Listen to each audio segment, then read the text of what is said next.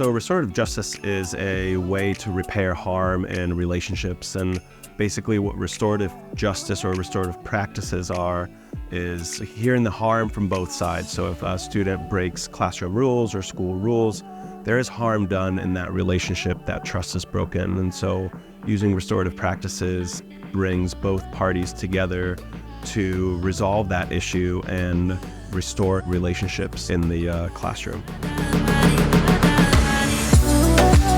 Some of the pros of restorative practices is that it does bring both parties to the table. Oftentimes in schools, if somebody does something to break the classroom rules, they get suspended and kicked out of school, but nobody's addressed the harm, the trauma, or whatever happened in that. So what restorative justice does is it brings the person who broke the rule and the people who were harmed, it might be the teacher or the other students, together.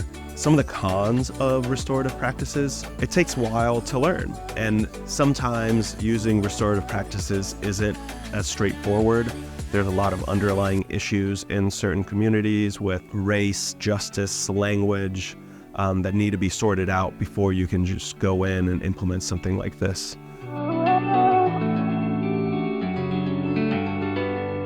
To successfully implement restorative practices, everybody has to be on board, coming straight from the principal to the assistant principals to the classroom teachers to the parents and to the students. It does take time. There's a lot of resources out there to help, but you have to practice and you have to train your teachers how to do it correctly.